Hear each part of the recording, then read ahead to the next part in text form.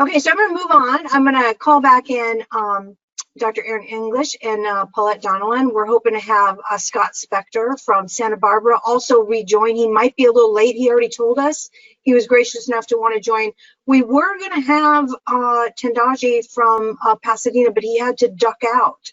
That's what happens in today's times with fires all across California and random meetings hitting all the executives at any moment, because that's the way things are.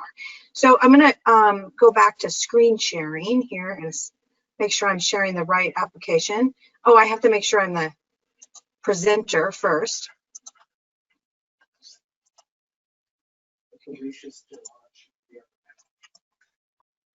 Yeah, and if Alicia, if you're still here, you can unmute. I want you to chime in. However you want. Scott's not here yet, but let's go back to another angle on this whole conversation. First of all, I want to invite Paulette to speak up, and so glad to have her here. She's one of my all-time faves, like Dr. English, and just say kind of what her viewpoint is on this digital transition so far, and then I'm going to get into sort of the intellectual level of the conversation that I really want this panel to go down the road of for this next moment we have together. So Paulette? Sorry, I was too busy trying to figure out how to turn on my video. What was the question? Yeah, you guys can webcam all you want. Like people might want to see me, but I completely missed the question. So apologies on that. I was like, oh God, why is it working? Well, it's share. It's high level share time. Share what you want to share. And then, you can turn on your webcam. I turned mine on too, but I already spilled coffee on myself today and I haven't been able to change my shirt. Okay. So, well, it's on because it was funny, Erin and I were going back and forth. I have a whole list of things I can share. So, and then Erin and I will most likely tag team off of each other. And by the way, I just wanted a quick shout out to her and Dr. Butters, an amazing job. I learned some new things about what the county was doing. And I mean, the simplicity. And I don't mean to undermine it, but how they presented it was beautiful. So it was elegant. It's supporting 42 school districts and the second largest county in the state of California, and I believe we're the fourth largest county in the country. Is a big undertaking. So nice job to those two ladies and the rest of the team there at the County Office of Education. But just a little bit about me and my background really quick for those who don't know me. I've been serving on the San Diego County Office of Education, Board of Education. I am in year 4. I was elected in 2016. I am actually up for re-election this year in this upcoming November general election. But the good news behind that is I'm running unopposed. So the folks in my area, all they need to do is fill out the bubble next to my name, and hopefully I'm on for another 4 years. So, but previous to this, I actually served on the school board for the Escondido Union School District from 2012 through 2016. And then I've also, that's all this stuff is what I do in my spare time. I actually work full time. And I work for an organization that many of you have probably heard of, is Lego Education. So juggling all those balls up in the air in addition to other community things that I participate in as well is something I love doing.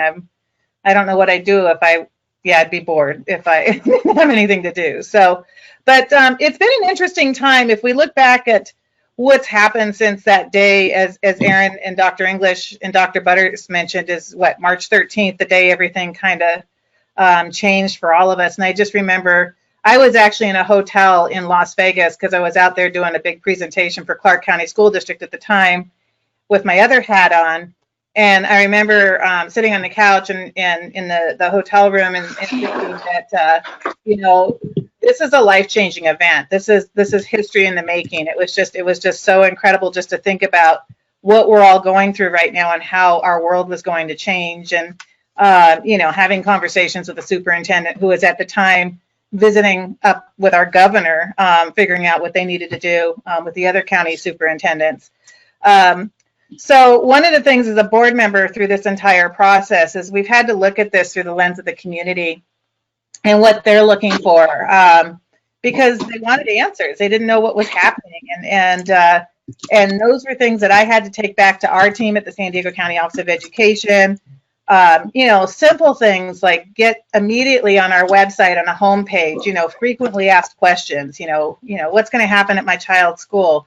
Where are decisions made? As Aaron and Alicia constantly said in this last presentation, a lot of the decision making is done at the local school board level at those local school districts. It's not us, it's them. But we provide guidance for those school districts. They'll look to us and say, hey, what do we do? And we provide those supports, right?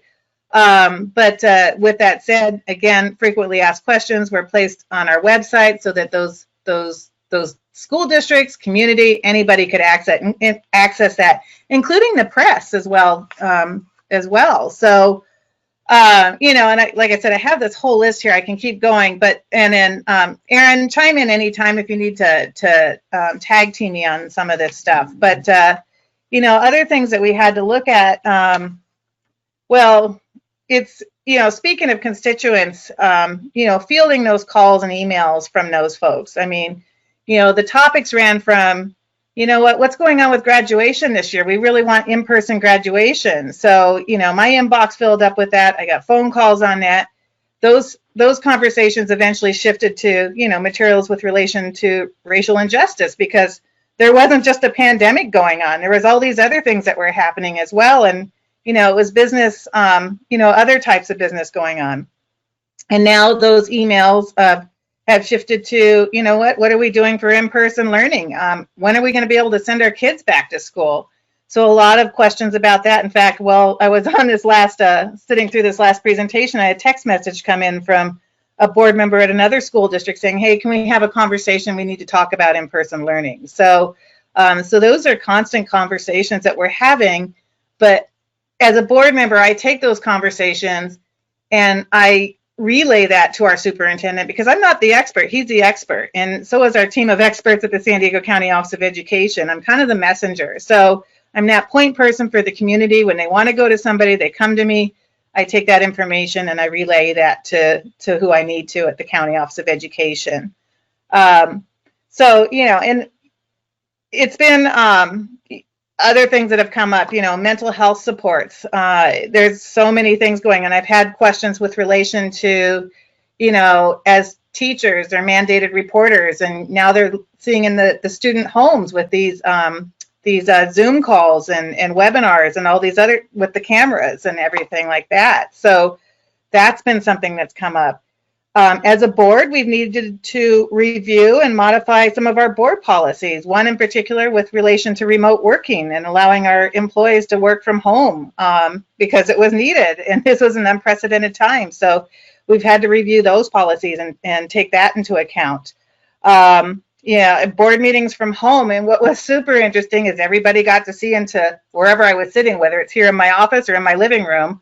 Our board meetings are broadcast over Channel 16 in San Diego. So I was getting screenshots of me on people's TV sets, and that was, it was from my home. So it's like welcoming the entire community into my home.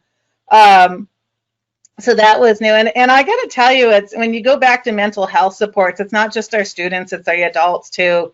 We're all missing everybody. And I think that's something we all need to be super sensitive to as we move forward and try to support everybody as we adjust to our new normal and what we need to do. But the biggest thing, and then I'm going to finish up and allow Aaron and Dr. Butters to say anything. I don't know if Aaron's still on, but that's okay. Dr. Butters is perfect. The biggest thing is what I've discovered is the parental involvement or the community involvement. I've seen, Facebook support groups, and I've been invited to those where parents are talking amongst each other and, what's up with this hybrid learning, but it's kind of a sounding board for them. And they've proactively done that on their own. Board meetings, you're seeing more and more involvement at board meetings. In fact, I participated because they're online. They're super easy to access now. And so I was in a board meeting for the Escondido Union School District, I would think about a couple months ago. And they had so many parents and community members come in that they had to upgrade their Zoom account for an additional 500 folks to be able to come in. They maxed out at 500. They had to upgrade that. So, I mean, there's a lot of interest in what's going on with relation to their student or their children's education. My email inbox has been a constant going through that and responding to folks and the calls. But that's, I mean, I love doing that and being able to share that information and do what I need to do to support those folks. So I think that's it that I had that I wanted to kind of bring up and start the conversation. But it's been an interesting time and learning experience. And again, where I go back to is that pivotal moment where I was sitting on that couch in Las Vegas going, you know what, gee whiz, our world is certainly, it's changing. When they closed Disneyland down, I was like, oh my God, it just got real. So, but it's a unprecedented time, and I'm hoping that we can support our students. And I know we're doing a fantastic job. We've got amazing folks at our County Office of Education, as well as our districts throughout the county. Well, awesome. Okay, so now I want to take the three of you a little bit down a little bit of a road, and Misu, I'm going to butcher your name, Misu Yaganagi.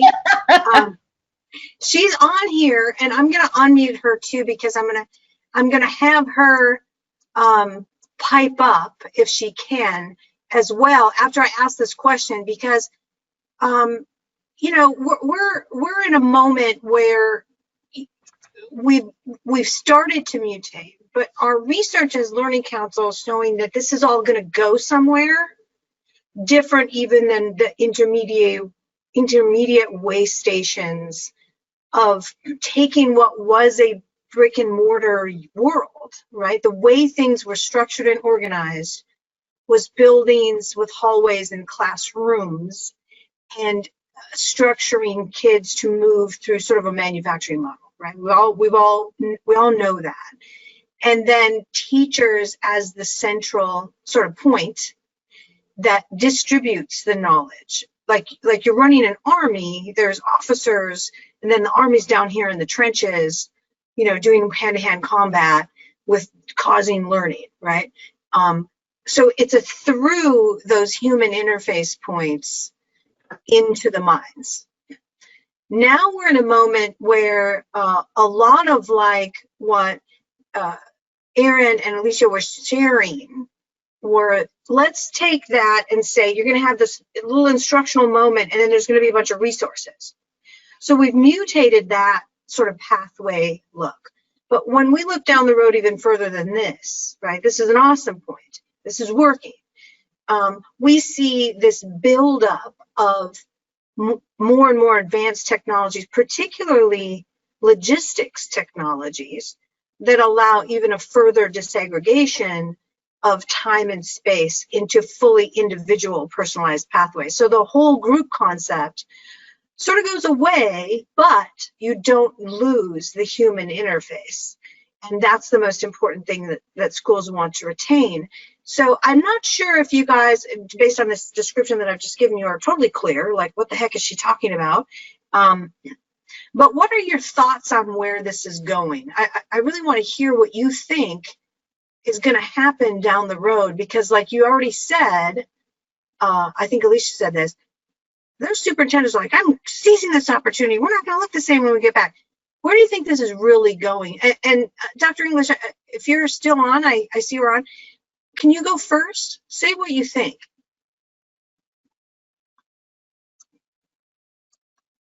I think you might be muted, Erin. You might be muted. Yeah, you're self-muted. Don't self-mute. Okay, thank you. Appreciate it. That's what it takes, a village to even get me online now. This has been my life's work for the last 20-something odd years, since I had a friend of mine I worked with at Conway Elementary School, and we brought in our first little Macintosh computer, and we started playing and tinkering, and we were just sucked into that. It flipped my world around, and I thought, you know, this is it. People are going to see it, and they're going to want to start learning this way, and it's going to revolutionize education. Bureaucratically, though, however, we haven't been able to push this. We haven't been able to push the needle, because every time we have tried to do this, we've kept hitting walls and walls and walls. And like Paulette, I was a board member as well, so I totally get the level of the things that we have to comply to in order to get funding and in order to do all these other things. But I think what this pandemic has done, it has allowed us to be able to push some of these initiatives and help people see that there's safety in what we're doing, that it's safe, that it is not, no one's going to get hurt, that there's a reason. And you hit upon something, Leilani. You said it's about the dispenser of, you didn't say it this way, but the dispenser of knowledge is no longer going to have to be in front of the classroom. So we can individualize and personalize so much better now if we are able to understand this is going to be the mode that we're teaching on, and we could show students, here's where you can get the information, but it doesn't have to come from the teacher. We're helping facilitate their learning. We're giving them information so that they could take it and run with it, and giving them places to go with it. But it doesn't have to only come from one spot, which is the teacher. And I'm a teacher at heart. My husband's a teacher. My sister's a teacher. I will never, teachers are always going to be needed. But now what we have to look at is, what are they needed for? But okay, so they dispense the information, but our social and emotional side of kids, that's a huge thing. We have to make sure those students are engaged in school, and that they understand their own power and what they can do and their mindset. And so there's so many things that this could free kids up for and teachers up for. So I'll turn it over to you guys, but this is one of my passions in life right now, is what you're talking about. So I agree 100% with Erin that I think that this has just opened the door to so many opportunities for our students that weren't there before. With that said, I do think that it's also opened our eyes to a lot of other different situations that we need to be aware of. One, I think Paulette brought it up, that people are seeing into Paulette's house. Her house is being broadcast on people's news or on their TVs, and that's something that's happening with our students too. And that's something that for a lot of our students doesn't feel so great. And it's opening doors that way. So I think that it brings another component, the SEL component, the social and emotional learning component, into our online learning as well, and how we deal with that, and how we help people understand what that looks like and what that's about. So I think it's opened up a lot of great opportunities for us, but it also has brought up a lot of different opportunities.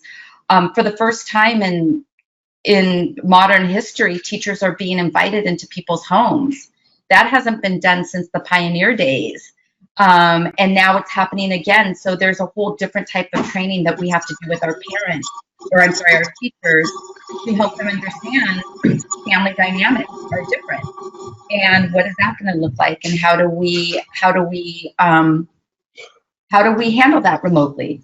So I'm excited, but I'm also I'm optimistic, but I'm also cautious about how it's approached in all different aspects with all different societies and scenarios. Yeah, teachers can't be replaced by computers. There's no chance that that's going to happen, and I don't see that ever. There's no need for that, but we do have to look at the use of digital content and what we want our kids to know and be able to do, and where we could take them using technology. Yeah, and I think that's exactly true, and I like to always frame it the same way. But I also believe that when we looked under the hood as a learning council, at how much was on the average classroom teacher now. You know, if you're running a classroom or you're running a Zoom meeting, either one, you got discipline on your plate, and you have the instruction. Before you even got on there, you got the curation of all the materials, and then the plotting of them into a time sequence against standards, against the schedule, which is now haywire. It may be a block schedule, it may be anything else. You just got multi-level dynamics of logistics that are enormous. So all of a sudden, you're not a teacher, you're a whole bunch of other hats. And those hats have been piling on and piling on and piling on. And I mean, we're expecting a lot of teachers now to be analysts and completely customized for every single student. And they may even have multiple subjects. They may be in high school with, there's 300 students going past them in a day, and different, it's wild. And I think so the human load is high. And so the challenge is, how much more can technology offload burden by looking at the disparate parts of the role and saying, what is a teacher really a teacher? When they're doing actual direct instruction, when they're lecturing, what is it? So those are the real questions that I think are on the table right now. And not because anyone wants to sort of take away from teacherness, but to take away from teacher burden. And I think that's a real challenge. And I'm watching what technology companies are doing, and a lot of them have said, I'm just going to, we're remediation, we're not core. But a lot of them have been moved into core in this moment. And so it's changing things. So coming back around full circle, Paulette, your comments. So it's interesting you mentioned how, teachers are core, and it reminded me of, I had somebody I used to work with that equated to, you can never replace a mom or a dad with a TV, a TV meal or a frozen dinner and the TV and all that thing. It's you can't replace a teacher with those. You just can't. I mean, you need that person to help you in learning. So I had another, really quick, just as a side note, completely unrelated, but Erin mentioned Conway School.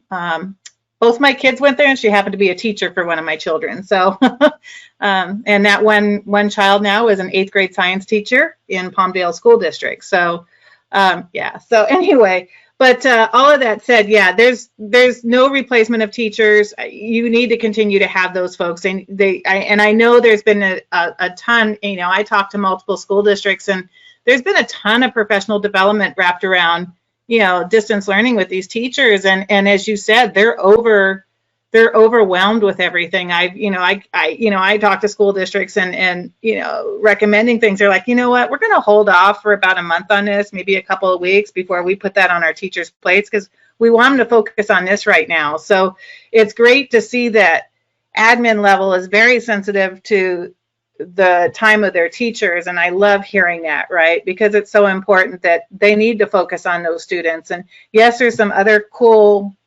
innovative activities that we can get in front of those students, but you know what? We're going to hold off right now and let's focus on this, and then we'll kind of gently bring that into their routines.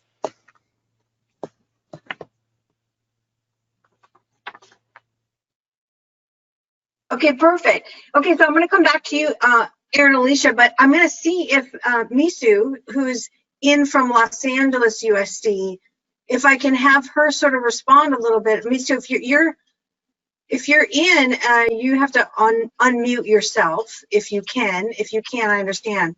But my main point is the burden on the teaching community. How do we see this getting mitigated as we go down the technology road? Because right now, like I said, it's a lot for people to deal with in the interim. Misu, if you're on, you can unmute. If you can't unmute, I understand. I tried. Can you hear me? Oh, yeah, now I can hear you. Okay, so go ahead. I just wanted to hear from somebody in your district too. Okay. In LAUSD, before we closed school, before we went off for the summer, a lot of us were given the chance to do a program called Future Ready. I did it. Although I'm a counselor, I did the Future Ready course, and it was they taught us a lot of things in those courses. How to go and get information from so many programs that are available online. LAUSD had bought some of them, and they were introducing us to some new ones. So just to find out how to maneuver through these new programs when we start school in the fall. For me, it was very beneficial. For the teachers who attended, it was beneficial, but many did not attend because towards the end of the year, trying to manage a class with very limited knowledge of how to manage Zoom had teachers burnt out. So a lot did not attend. So when we started school, just before school, they were again given some forms of PD to be able to start school, which was beneficial to the teachers. But it is a learning process. Right now, Zoom bombing, people coming into the classroom and doing obnoxious things in front of the children. They take over the sharing, and then they write all kind of stuff out for the children to see, which is a lot of porno stuff. It's happened to about 4 teachers. It's not a lot, but that's a lot in itself. 4 is quite a bit. So trying to deal with that, trying to manage, people saying, okay, you can have two devices to manage your class. So they're trying two devices. Someone comes and says, well, you can add another third one. So every day it's been a learning process for teachers, and a lot of them are getting overwhelmed. So we do go into the classrooms. I go at times because I'm trying to get students into class. So it's kind of, trying to help the teacher and help the students. Everyone needs help over here. The students get into class and then get dropped out, cannot rejoin, then they call, help me. So we have to try and help and see how we can get them in. It's a process. Hopefully it'll be resolved soon. It's a new reality. Yeah, and complex. Okay, good. Well, I'm glad that you made your comments because I wanted to hear from somebody up in the LA area. And thank you for joining. Okay, yes, so there is a lot of support in LA, a lot of support from the districts. The districts have been divided into smaller districts now, and they're called community of service. So we have smaller, the West is divided into so many smaller districts. So it's becoming more personalized. So when we need help, it's easier to seek help now than it used to be before. Okay, good. Well, good. I'm glad to hear they're coming in with some help. I know Los Angeles Unified went a little dark on Learning Council. We couldn't even get back in with the people we talk regularly with because kind of went wild over there and crazy. So I'm glad things are happening for you. Thank you for sharing. All right, so I'm going to come back to you. Yeah, thank you for sharing. I'm going to come back to you, Alicia. I want to find out what you think of this whole pathways discussion, because what you shared was teacher providing some instruction and then going asynchronous. How do you feel about the idea of the individualized pathways with algorithmic intersection so that teacher still has teaching moments, right? Maybe not full lecture hours, but direct instruction still happens for live human teaching intersection, but it's all done algorithmically, sort of like how Uber meets you up with a driver. You hit the app, it goes and it figures out where the local guy is, and he comes over, picks you up. There's a transaction, right? And then you get out and go your way. What do you think about those types of ideas in terms of the change? Because right now things are linear. How do you feel about sort of a different sort of structure? I think that there's a place in education for a lot of different structures. And I think that what happens is that teachers who are the drivers of the Uber and students are the drivers, they work together to see what the clear pathway is for that student. So it's almost like a cafeteria style. You're kind of picking and choosing what works for individual students. I don't think that it's one way and not the other way. I can see a teacher using something like this at times, and then coupling that with direct instruction at times.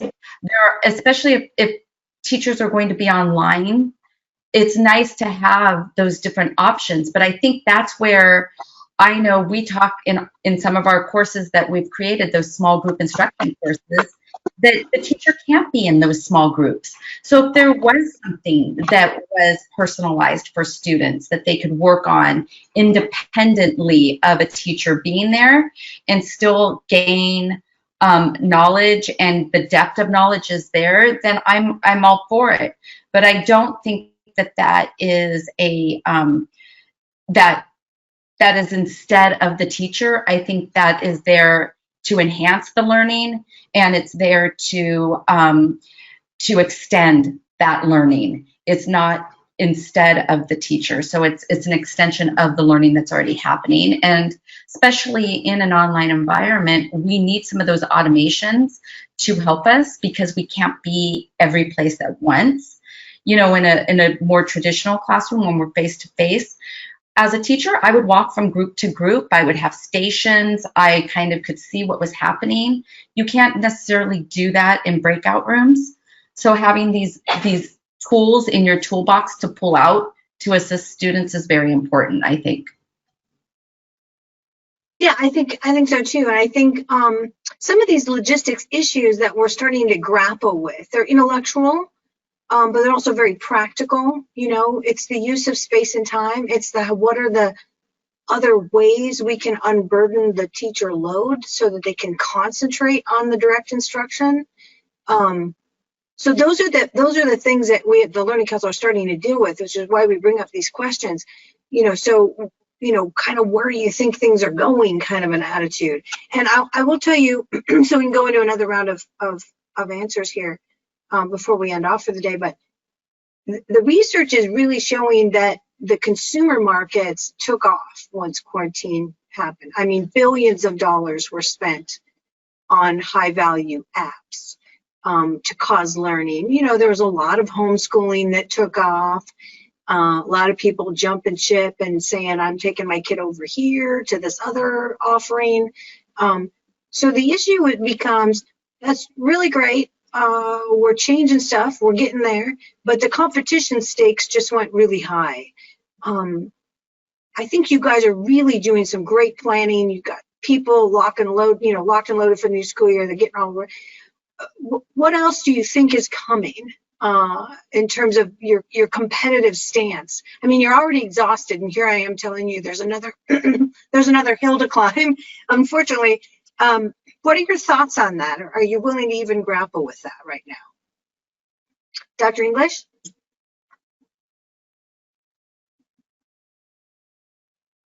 Actually, this is a great question, because this is something we do grapple with, because we are future thinkers. We want to know, okay, here we are now, but we can't be satisfied with where we are at now. Let's think of what we're going to be doing in the future.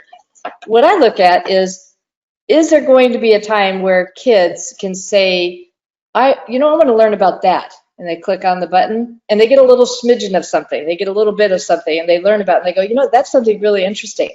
And then they maybe click on something else. I want to learn about that. So they're guiding their instruction.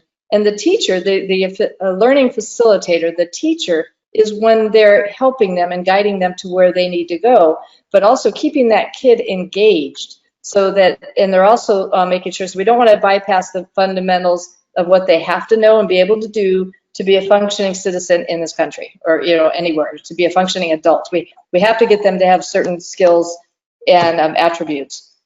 But other than that, I think one thing we have missed in our educational system occasionally, not all the time, is what about what drives that individual human being?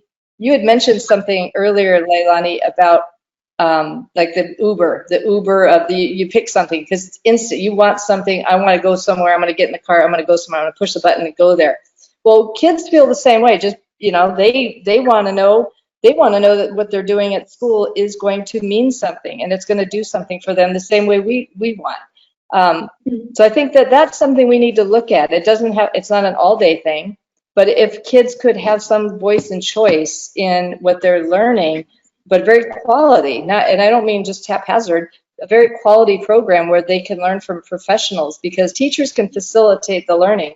The professionals out in the field who are willing to share their expertise with our students, which is something we do in our own department with our CTE and Career Pathway program. But we can bring in professionals where kids can learn from under the direction of their teacher. So I think we have to not discount that. And the fact that we could do it digitally is so powerful.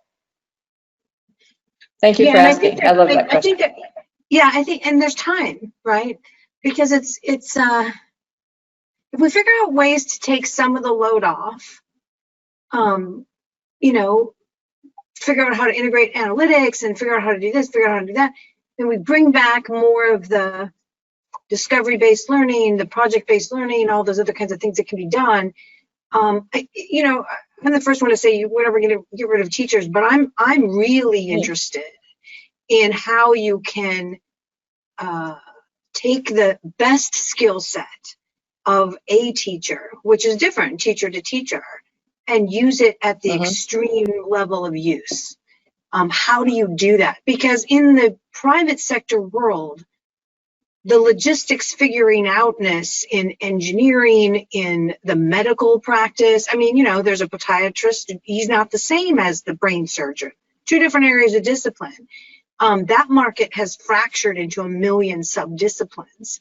We don't have that yet in education, but I think it's coming. So coming back to you, Paulette, what are your thoughts on that?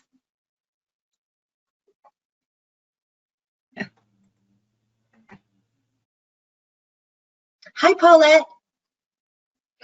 I just threw you a whopper and now I can't hear you. I can't get it. Oh, there we go. I'm like, why is it? It's like we're all waiting, Paulette. What are you going to say? I'm excited to respond to this question. This is the question of the year. Where are we going? Yeah, Board member? Lonnie, I was just talking, you were talking about different doctors, and I beg to differ on that because, and yeah, we do probably need to dive in a little bit deeper, but we do have science teachers, we have math teachers. It's not just all general education, right? So there are breakaways, computer science, all those types of things. So, but but to your point, there's, in math, you've got trigonometry, you've got, you guys, you know where I'm coming from. So, but it just reminded me of something when I used to work for another organization.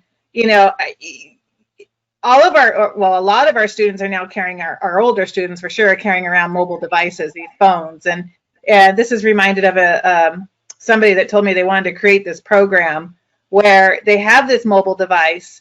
They happen to be somewhere. It's nice to get away from your computer, your desktop, and your home and get out and do stuff. And if you have your mobile device and you're out and you're like checking some, and in some cases this happens, but something may pop up where there's a learning moment, right? So for example, you're in your backyard and you see an insect and you can scan on that insect and it'll give you all that information. But what's more important that I'm getting at is getting our kids to fall in love with learning, right? Because that's a big portion of that, because they have to want to scan that insect and say, hey, I want to learn more about this. If you're like me and I'm a girl, and when I was 9 years old, I wasn't much interested in insects because they were kind of creepy. But it could be a flower, right? So, but again, you want to find that love for learning. And so, but having that, and we now have the data to do that. We all have, it's called what? Big data, Amazon, Facebook, all these things. They know where we've been. We see the feeds and they're like, oh, you've been on, such and such site looking at shoes. Same thing for learning, right? Why couldn't you have something with an app that says, hey, you know what, this student was interested in this insect in the backyard, so what's related to that might be of further interest to that particular student, and set that pathway for learning. So I think that's something that could be, if not already being developed, but getting kids outside with their devices and learning more, or if something pops up because they're studying, European studies in high school. I don't know if that's a thing right now, U.S. history, let's go with that. Or something comes up in the news that happened and said, hey, you're studying this, but CNN just reported this today with relation to what you're studying, that helps bring that subject more to a bigger reality, right? So those are things that I think would be amazing for our students. And I'm very, very happy that I am at the San Diego County Office of Education, because our tagline is lead without boundaries or something like that. I forgot. That's really bad. So, but it's because it's all about innovation. And that's something we should be doing as we think ahead. Like Erin said, we don't sleep at night because we're constantly thinking ahead of what we want to do for our kids. And that's something I think that would be amazing if we could do something like that. Yeah. Okay. Well, side comment before I bring it back to Alicia. There's an app called Plant Snap. Sort of like the Bug Snap. Yeah, Plant Snap. And you just basically take your camera live in the app over to a plant and it'll tell you what kind of plant it is. You could be giving all the kids little jobs in the backyard to figure out which things are weeds, which things are not weeds. Erin's all about that now. So, but that's like one app. And maybe that app could tie into other apps, like, you have, the night sky that you can look at, when you're looking for planets and things like that. There's so many things out there, but they all need to come together. It's just amazing. But can you see the night sky in California right now? No, I can point well there. Yeah, not really. So Alicia, let's bring it back to you and then we'll wrap this up. It's been a great ideological conversation. All the Learning Council tries to do is take your mind down new avenues. And so the idea of logistics and the edification of the teacher to their highest level of achievement, what they're perfect at, what they're so good at doing, Can you just sort of paint the picture of where you see technology taking that so that teachers are even more important for what they do? So I'm going to go back before I go forward. When I was interviewed at the San Diego County Office of Ed 10 years ago, my boss, Steve Clemens, my former boss, Steve Clemens, asked me, if you were in charge of education, what would you want happen? And at the time I said, I would love to see students be able to take advantage of the best courses for them. It doesn't matter what district it's in. It doesn't matter where the location is. I just think they should be able to take advantage of that. And he was like, interesting, you know. And I think now we have that opportunity to be able to, for that to happen. And it's education without borders. So a student, and I see it all the time in some of our rural districts, where our students are limited to what classes they can take, therefore where they can go to college and what their options are, because there's only 12 teachers at that school. And so they don't have those opportunities to take this phenomenal class that may be offered at, say, a district that has the money to spend on bringing in those best of the best teachers.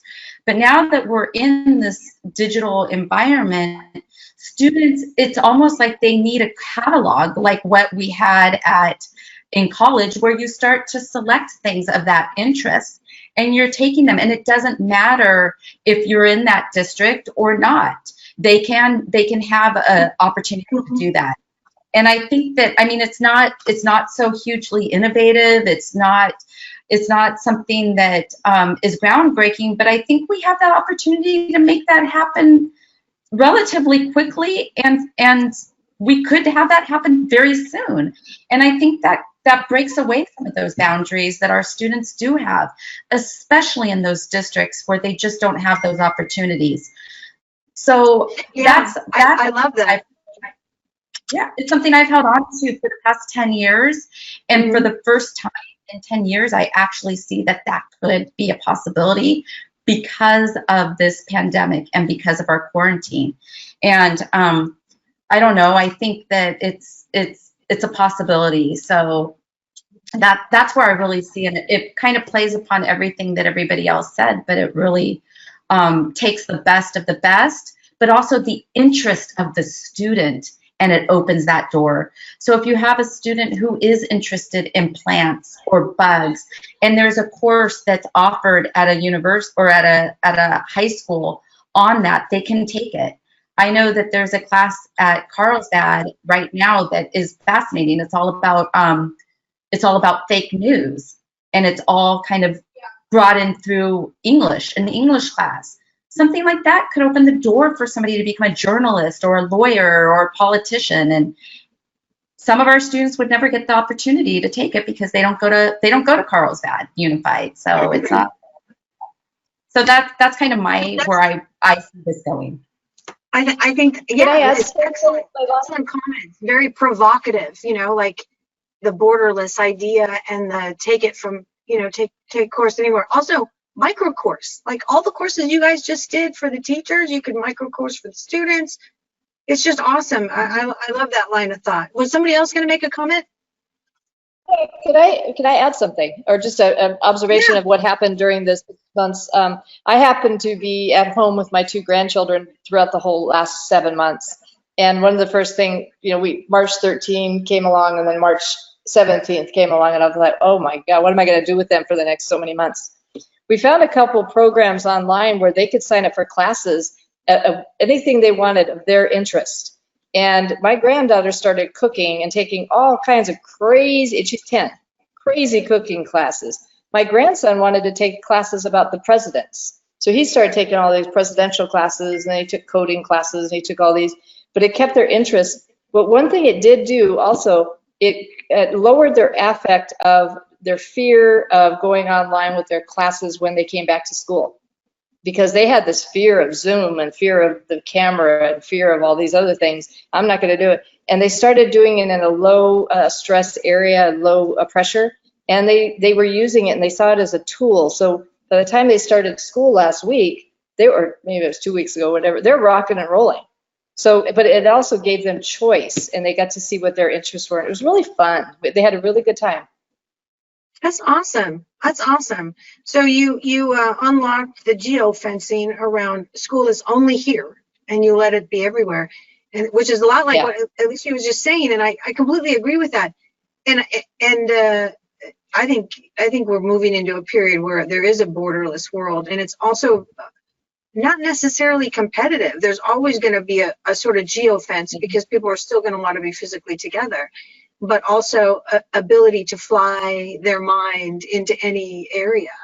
So I love those comments. I love the view of the future from all three of you, and Misu, who was on earlier, making her comments.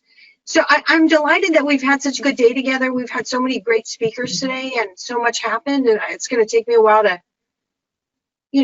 bubble through all of it. And tomorrow we've got the final day of the New York event at the same time. So I think I want to just say thank you so much. And if the world knew how much work you guys were doing, I'm sure we'd all be grateful, all of humanity. I'm just really proud of you guys.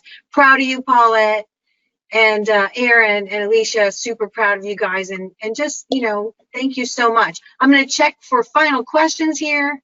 See if anybody have come in or comments. I'm going to go to the comments pool. I hate to call on people when it's this late in the afternoon, so I'm not going to do that because they won't like me anymore and they'll never come again. But thank you guys so much. Well, thank My you. pleasure. My pleasure. Yeah. It's my pleasure working with you also. Yeah. Okay, so before you guys all go, all attendees and you guys as speakers, make sure you check that handouts bar in your navigation panel. And make sure you get that dictionary downloaded. That's our gift to you. It's a lot of work by the New Jedi. It was actually very timely. Thank you. We were looking, Alicia and I were commenting on that earlier, and we were looking at it, and wonderful presentation, and we're going to use that. Thank you. Yeah, you guys use it at will. It's distributed with outrights. We're not retaining any rights to it. It's yours. Same thing with the assessments on motivation. If you missed the motivation talk, you can always join in another city later and pretend you're a New Yorker or something. But those are also available as a download. So thank you guys all for joining. I don't know how much more I can say thank you, but I really, really sincerely mean it. And I'm very proud of you guys. And we're going to, move on now and let you be released back into the wild for the limited mobility you're allowed right now. But feel free to move about. Thanks again, and I'm going to be ending off here. Thank you. Stay in touch. Thank you, guys. Okay, bye.